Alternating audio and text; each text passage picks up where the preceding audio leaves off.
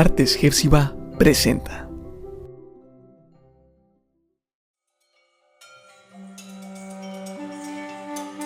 Las Crónicas de Narnia, El caballo y su muchacho, por C.S. Lewis. Narnia, el lugar donde el destino aguarda su momento. Dos fugitivos, en un viaje desesperado, unen sus fuerzas para escapar. Pero una batalla terrible decidirá su destino y también el de Narnia. Narnia, la tierra donde todo puede suceder. Capítulo 2. Una aventura en el camino.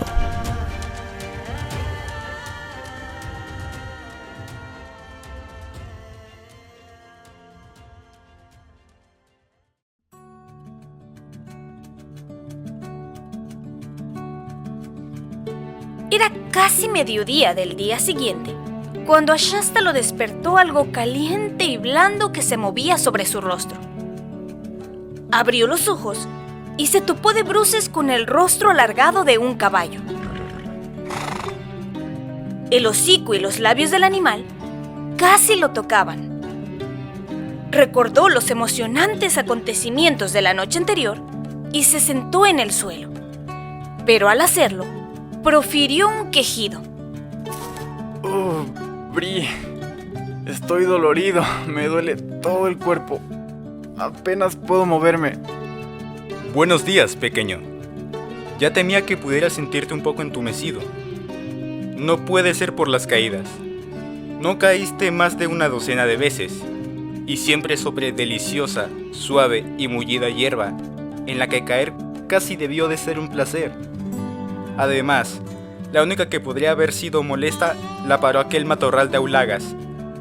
No es montar en sí lo que resulta más duro al principio. ¿Qué tal algo de desayuno? Yo ya he tomado el mío. ¿A quién le importa el desayuno? No estoy de humor para nada. Te digo que no puedo moverme. Pero el caballo fue dándole suaves golpecitos con el hocico y un casco hasta que se vio obligado a levantarse. Y entonces miró a su alrededor y vio dónde estaban. A su espalda se extendía un bosquecillo. Ante ellos, el pastizal salpicado de flores blancas descendía hasta la cresta de un acantilado. A lo lejos, por debajo de ellos, de modo que el sonido del romper de las olas llegaba muy amortiguado, estaba el mar. Shasta no lo había contemplado jamás desde tal altura y tampoco había visto tal extensión de él, ni imaginado los muchos colores que tenía. A ambos lados, la costa se perdía en la lejanía, promontorio tras promontorio, y en algunos puntos se veía cómo la blanca espuma corría sobre las rocas, pero sin hacer ningún ruido, debido a la distancia a la que se hallaban. En lo alto volaban las gaviotas, y el calor se estremecía a ras de suelo. Era un día deslumbrante. Sin embargo, lo que el muchacho advirtió principalmente fue el aire.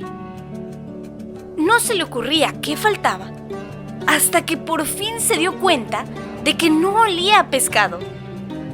Pues desde luego, ni en la cabaña ni entre las redes había estado jamás lejos de aquel olor.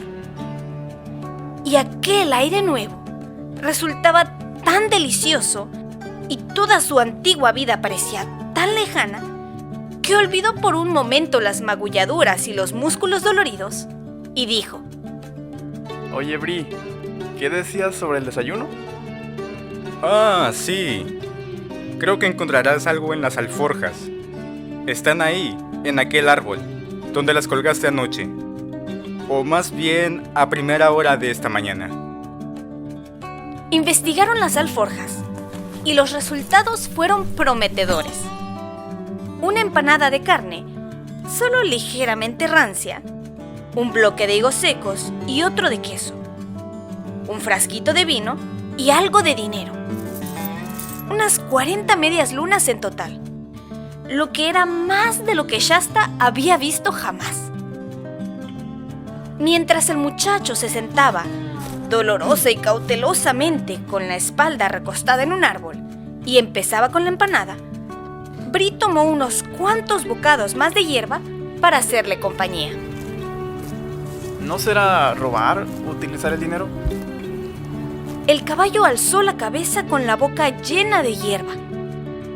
Vaya, no se me había ocurrido. Ni los caballos libres ni los caballos parlantes deben robar, desde luego. Pero no creo que esto sea hacerlo. Somos prisioneros y cautivos en territorio enemigo. Ese dinero es un botín de guerra. Además, ¿cómo vamos a conseguir comida para ti sin él? Supongo que, como todos los humanos, no comes comida natural como hierba y avena. No. ¿Las has probado alguna vez? Sí, una. No consigo tragar la hierba. Tú tampoco podrías si fueras yo. Vosotros los humanos sois unas criaturas raras. Cuando Shasta hubo finalizado su desayuno, que fue de lejos el mejor que había comido, Bree indicó: Creo que me daré un buen revolcón antes de que vuelvas a colocarme esa silla. y procedió a hacerlo. ¡Fantástico! Realmente fantástico. Declaró, frotándose la espalda contra la hierba, mientras agitaba las 4 patas en el aire. Tú también deberías darte uno, Shasta. Resulta de lo más placentero. Qué gracioso resultas tumbado sobre el lomo. No estoy de acuerdo. Pero a continuación, rodó sin más sobre un costado. Alzó la cabeza y miró con fijeza al muchacho, resoplando ligeramente. ¿Esto te parece gracioso? Sí me parece. Pero, ¿qué importa eso? ¿Acaso crees que es algo que los caballos parlantes no hacen nunca? ¿Un truco bobo y torpe que he aprendido de los caballos mudos? Resultaría espantoso descubrir, cuando regrese a Narnia, que he adquirido una gran cantidad de costumbres vulgares y malas. ¿Qué crees tú, Shasta? Dilo con toda franqueza. No intentes evitar herir mis sentimientos. ¿Crees que los auténticos caballos libres, los que hablan, se revuelcan? ¿Cómo podrías saberlo? De todos modos, yo en tu lugar no me preocuparía por eso. Primero hemos de llegar ahí. ¿Conoces el camino? Sé llegar hasta Tashbaan. Después está el desierto. Ya nos las arreglaremos allí, no temas. Porque entonces tendremos las montañas septentrionales a la vista. Piénsalo. Narnia y el norte nos esperan. Nada nos detendrá. Aunque me alegraré cuando nos hayamos dejado atrás Tashbaan. Tú y yo estamos más seguros lejos de las ciudades. ¿No podemos esquivarla? No sin recorrer un buen trecho tierra adentro. Y eso nos conduciría a campos de cultivo y carreteras principales. Y no sabría por dónde ir. No. Lo que haremos será ir siguiendo tranquilamente la línea de la costa. Aquí arriba, en los valles, solo encontraremos ovejas, conejos, gaviotas y unos pocos pastores. Y a propósito, ¿qué tal si nos ponemos en marcha? A Shasta le dolían horrores las piernas, mientras ensillaba a Bree y montaba. Pero el caballo se mostró amable con él y avanzó a un paso tranquilo toda la tarde.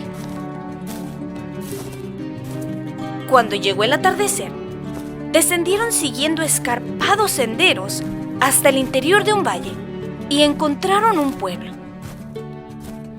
Antes de llegar a él, Shasta desmontó y entró a pie para comprar una hogaza de pan, algunas cebollas y rábanos. El caballo dio un rodeo por los campos de cultivo bajo el crepúsculo y se reunió con Shasta en el otro extremo. Aquello se convirtió en su plan de acción habitual cada 2 noches.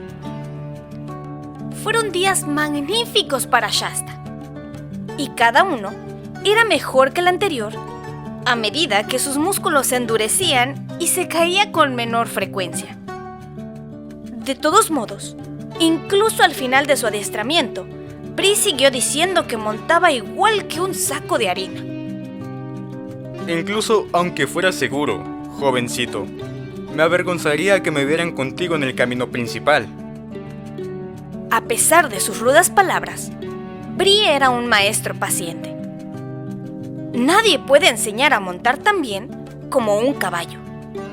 Y Shasta aprendió a trotar, a ir a medio galope, a saltar y a mantenerse en la silla incluso cuando Bree frenaba en seco o giraba inesperadamente a la izquierda o a la derecha.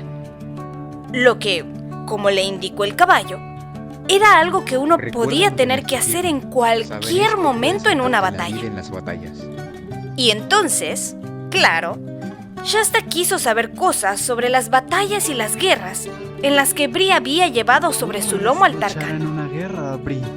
El corcel le habló de marchas forzadas y ríos veloces que habían tenido que vadear, de cargas y feroces combates entre caballerías, en los que los caballos de guerra peleaban igual que los hombres, pues eran todos fieros sementales, adiestrados para morder y cocear, y alzarse en el momento adecuado de modo que el peso del caballo, así como el del jinete, cayera sobre la cimera del enemigo en el momento de asestar un golpe con la espada o el hacha de guerra.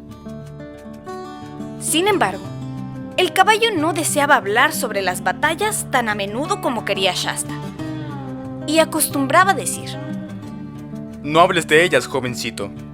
Son solo las guerras del T-Rock, y luché en ellas como una bestia esclava y bobalicona. Dame las guerras narnianas en las que pelearé como caballo libre entre mi propia gente. Esas serán guerras dignas de mención. ¡Narnia y el norte!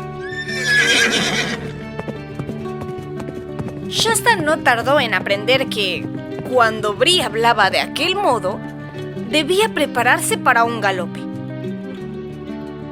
Después de haber viajado durante semanas y más semanas, dejando atrás más bahías, cabos, ríos y pueblos de los que Shasta era capaz de recordar, llegó una noche iluminada por la luz de la luna, en la que iniciaron el viaje tras ponerse el sol y haber dormido durante el día.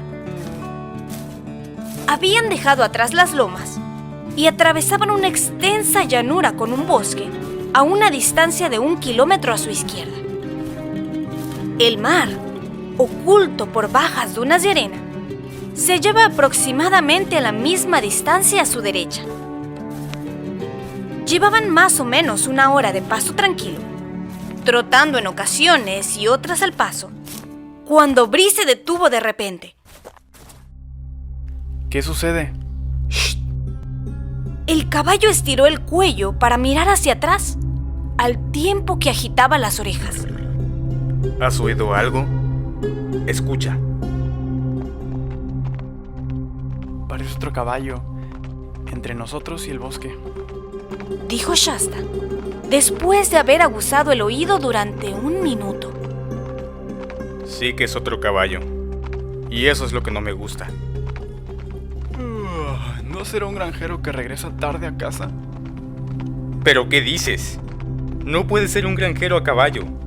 Tampoco se trata del caballo de un granjero. ¿No lo distingues por el sonido? Ese caballo tiene categoría y lo monta un auténtico jinete. Te diré lo que es, Shasta.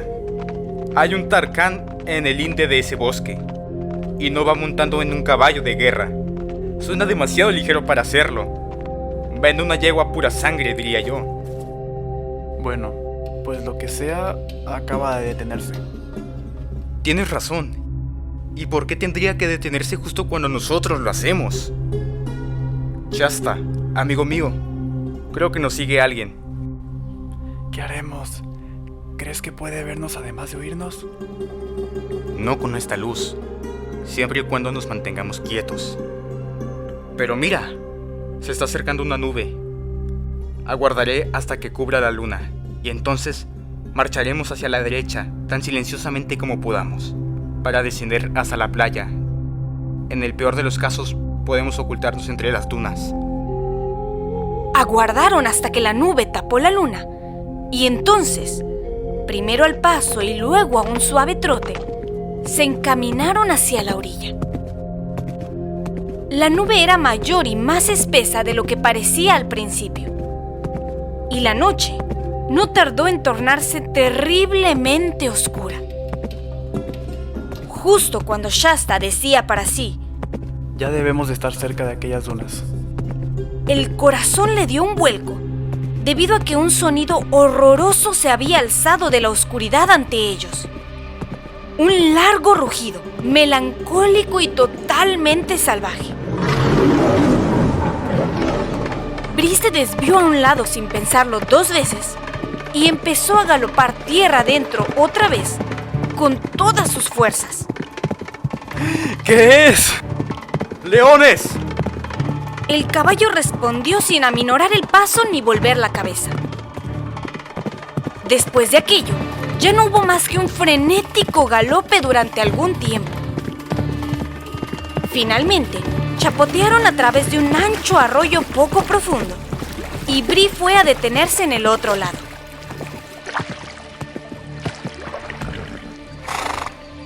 Shasta se dio cuenta de que temblaba y sudaba de pies a cabeza. Esa agua tal vez les haya hecho perder nuestro rastro a las bestias. Ahora podemos aflojar un poco el ritmo. Bree consiguió recuperar parcialmente el aliento. Mientras andaba, el caballo siguió diciendo: Ya está. Estoy tan avergonzado. Tengo tanto miedo como cualquier tonto caballo corriente de Calormen. Me siento como uno de ellos, no como un caballo parlante. No temo espadas, lanzas y flechas, pero no puedo soportar a esas criaturas. Me parece que trotaré un poco. Al cabo de 1 minuto, no obstante, volvió a iniciar un galope. Y no era de extrañar, pues el rugido volvió a dejarse oír, en esa ocasión a su izquierda, desde el lugar donde estaba el bosque. ¡Son 2! Después de galopar varios minutos sin oír más a los leones, Shasta dijo: Oye, aquel otro caballo galopa ahora junto a nosotros. Está solo a 2 pasos. Mucho mejor. Lo monto un Tarkán.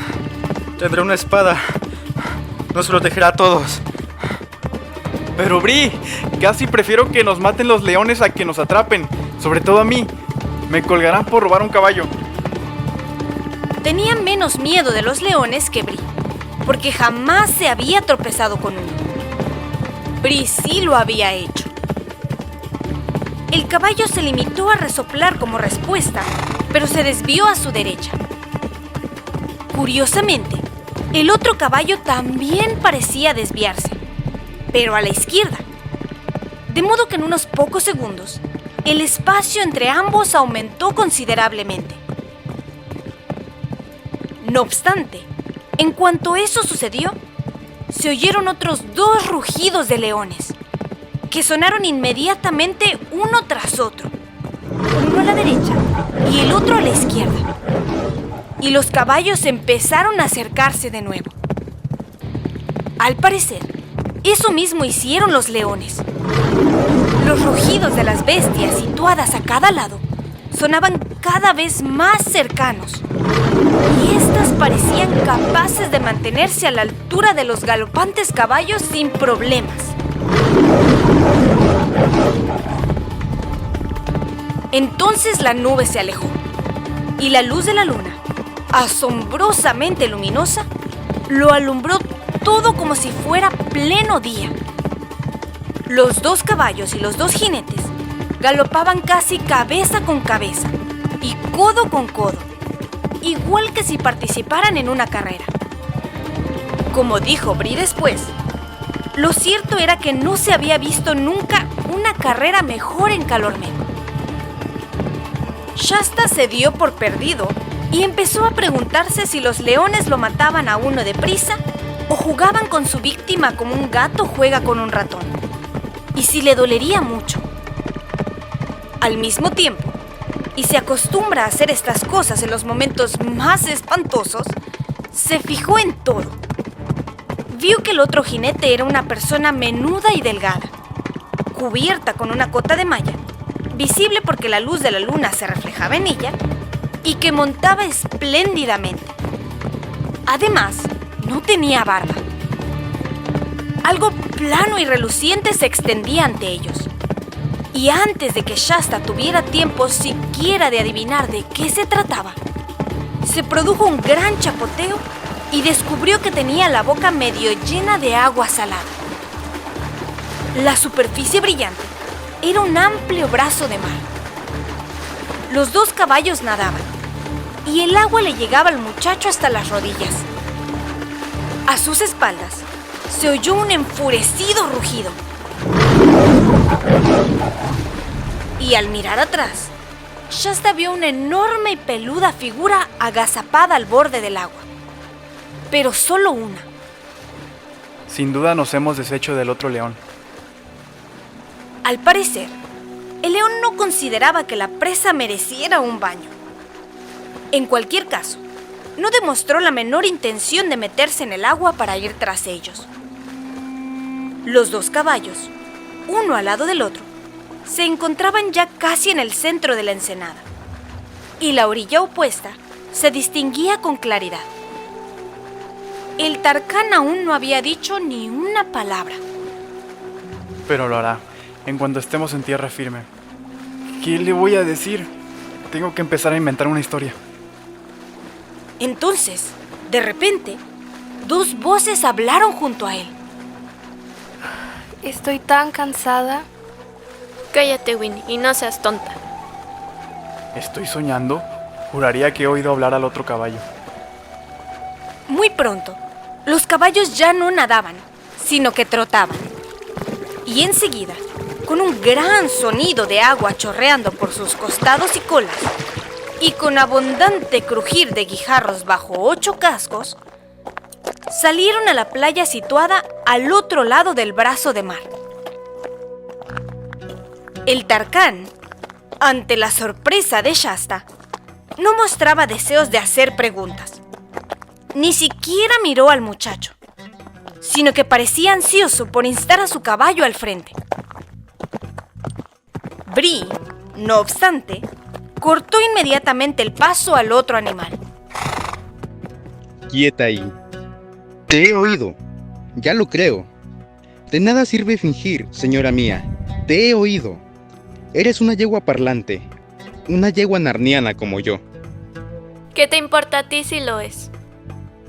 El extraño jinete habló con ferocidad, posando una mano sobre la empuñadura de la espada. Pero la voz que pronunció las palabras ya le había indicado algo a Shasta. Vaya, si no es más que una chica. ¿Y qué te importa a ti si no soy más que una chica? Tú eres solo un chico grosero y vulgar. Un esclavo, probablemente, que ha robado el caballo de su amo. ¿Qué sabrás tú? No es ningún ladrón, pequeña Tarquina.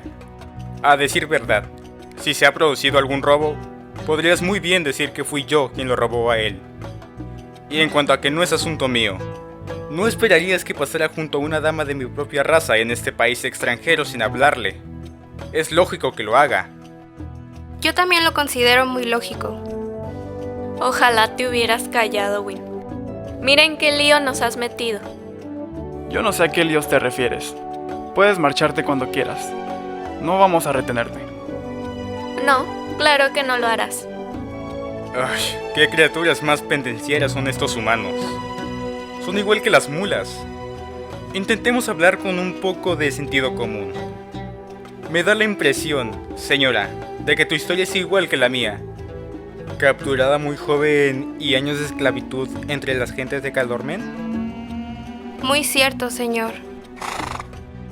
¿Y ahora, quizá, la huida? Dile que no se meta donde no lo llaman, Win. La yegua echó las orejas hacia atrás. No, no lo haré, Aravis. Esta es mi huida tanto como la tuya. Y estoy segura de que un noble caballo de batalla como este no va a traicionarnos. Intentamos escapar para ir a Narnia. Y eso mismo hacemos nosotros. Vaya que sí. Sin duda lo adivinaste enseguida. Un chiquillo andrajoso montando, o intentando montar, un caballo de batalla en plena noche no podía significar otra cosa que alguna clase de huida.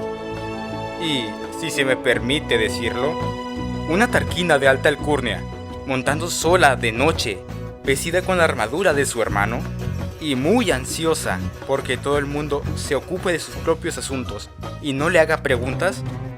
Bueno, si eso no es sospechoso, puedes llamarme Jaca. Muy bien, pues, lo habéis adivinado. Win y yo estamos huyendo. Intentamos llegar a Narnia. Y ahora, ¿qué tienes que decir? Pues, en ese caso, ¿qué nos impide ir todos juntos? Confío, señora Win, en que aceptará la ayuda y protección que pueda ofrecerle en el viaje. ¿Por qué insistes en hablar con mi caballo en lugar de hablar conmigo? Perdona, Tarquina. respondió el caballo, con apenas una ligera inclinación hacia atrás de las orejas. Pero has hablado como los seres de Calormen. Nosotros somos narnianos libres, Win y yo. Y supongo que si huyes a Narnia es porque también deseas ser uno de ellos. En ese caso, Win ya no es tu yegua. Se podría decir más bien que tú eres su humana. La muchacha abrió la boca para hablar, pero al instante se detuvo. Era evidente que nunca antes había considerado la cuestión desde aquel punto de vista. Y tras una breve pausa, dijo: De todos modos, no veo por qué tenemos que ir todos juntos. ¿No sería así más fácil que nos descubrieran? No, sería menos fácil. Está bien, vamos con ellos. Me sentiría muchísimo más cómoda. Ni siquiera sabemos con certeza el camino. Estoy segura de que un gran caballo de batalla como este sabe muchas más cosas que nosotras. Oh, vamos, Bri. Deja que sigan su camino. ¿No te das cuenta de que no nos quieren? Sí que te queremos. Mira, no me importa ir contigo, señor caballo de batalla. Pero, ¿qué hay de este chico? ¿Cómo sé que no es un espía? ¿Por qué no dices directamente que crees que no estoy a tu altura? Tranquilo, Chasta. La pregunta de la Tarquina es muy razonable. Yo respondo por el muchacho Tarquina. Me ha sido leal y también es un buen amigo. Y desde luego, es oriundo de Narnia o de Archenland. Muy bien, pues. Vayamos juntos. Sin embargo, no le dijo nada a Shasta. Y era evidente que se había referido a Bri, no a él. ¡Espléndido! Y ahora que tenemos el agua entre nosotros y esos horribles animales, ¿qué os parece a vosotros dos, humanos, si nos quitáis las sillas de montar y descansamos todos mientras nos contamos nuestras respectivas historias? Los dos chicos desencillaron los caballos y estos comieron un poco de hierba mientras Arabi sacaba unas cosas muy apetitosas para comer de su alforja. Aquí hay comida. Pero Shasta estaba enfurruñado y dijo: No, gracias. No tengo hambre. Intentó adoptar lo que creía eran modales distinguidos y embarados. Pero, puesto que la cabaña de un pescador no es por lo general un buen lugar para aprender modales distinguidos, el resultado fue desastroso. Y como en cierto modo advirtió que no había tenido éxito, se sintió más enfurruñado e incómodo que nunca. Entretanto, los dos caballos se entendían a las 1000 maravillas. Recordaban los mismos lugares de Narnia, los pastos en la parte alta del dique de los castores, y descubrieron que eran una especie de primos segundos. También son mi familia. Aquello hizo que la situación resultara aún más molesta para los humanos, hasta que por fin Bri dijo: Y ahora, Tarquina, cuéntanos tu historia. Y no te apresures. Me siento muy a gusto en estos momentos. Arabi empezó inmediatamente, sentándose muy quieta, a la vez que adoptaba un tono y estilo bastante distintos de los que había tenido hasta entonces. Pues en Calormen, el arte de la narración, tanto si los relatos son ciertos como si son inventados, es algo que aún no le enseñan. Del mismo modo que a los chicos y chicas de nuestro mundo se les enseña a escribir redacciones. La diferencia es que a la gente le gusta escuchar los relatos, mientras que nunca he sabido de nadie que quisiera leer las redacciones.